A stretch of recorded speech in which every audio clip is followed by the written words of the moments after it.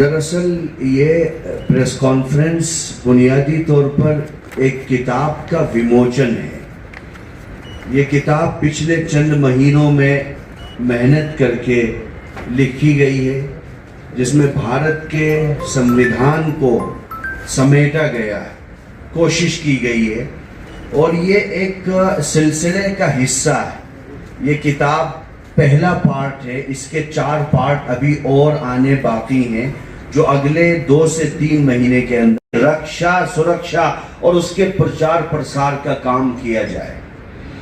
अगर हम भारत के संदर्भ में देखें तो मदारिस इस्लामिया का फ्रीडम मूवमेंट में बहुत बड़ा कंट्रीब्यूशन है। अगर मैं आपको 2 चीजें गिनाऊं, हम लोग जानते हैं सिल्क मूवमेंट को, रेशमी रुमाल तहरीक को।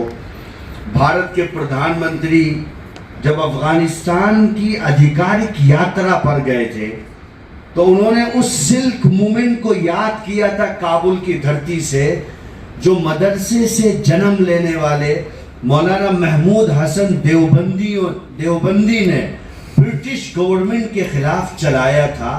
अफगानिस्तान में एक गवर्नमेंट बनाई गई थी, राजा महेंद्र प्रताप सिंह जी को उसका अध्यक्ष बनाया गया था और राष्ट्रीय सुरक्षा सलाहकार भी कई मीटिंगों में इसको कोट कर चुके हैं। तो मौलाना महमूद हसन देवबंदी इन्हीं मदारिस इस्लामिया का प्रोडक्ट। अगर आप आगे चलेंगे तो जब आजादी के बाद देश को धर्म के नाम पर बांटने की बात आई थी और जिन्ना साहब ने और उनके विचारों से मिले हुए लोगों ने यह कहा था कि धर्म के नाम पर भारत का विभाजन किया जाए, तो उस विभाजन के विरोध में भी सबसे पहले जो आवाज उठाई थी वो फ्रीडम फाइटर मौलाना हुसैन अहमद मदनी ने उठाई थी, जिन्होंने कहा था कि हम अखंड भारत के निर्माण की बात करते हैं, हमें धर्म के नाम पर किसी नए देश की जरूरत नहीं।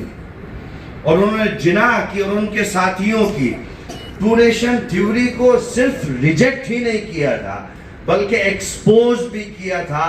और मौलाना आजाद ने दिल्ली की जामा मस्जिद पे खड़े होकर ये कहा था कि हमारे बाप दादाओं की कब्रें और मज़ारात यहाँ हैं, हम किसी के रहमो करम पर भारत को छोड़ करके नहीं जाने वाले। मदरसों का ये कंट्रीब्यूशन है। अगर आप 1857 की वॉर देखें, उसके बाद की भारत की फ्रीडम मूवमेंट को देखें, तो आपको इन मदरसों में पढ़े हुए छात्र सबसे पहली पंक्ति में नजर आएंगे, जिन्होंने तिरंगे के मान सम्मान के लिए वो बलिदान दिया कि अगर उसको हटा दिया जाए तो आजाद भारत में स्वतंत्रता के इतिहास को मुकम्मल नहीं किया जा सकता। मुझे ये कहने में कोई संकोच नहीं। अब अगर आप देखेंगे तो साहब हालात होते हैं, टाइम गुजरता है, रिफॉर्म्स होते हैं।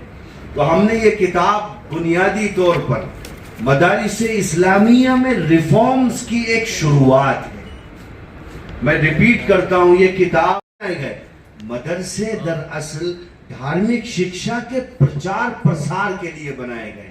कभी भी आप मेडिकल कॉलेज में रिफॉर्म्स करके उसको इंजीनियरिंग कॉलेज नहीं बना सकते। आप लॉ कॉलेज में रिफॉर्म करके उसको मेडिकल कॉलेज नहीं बना सकते।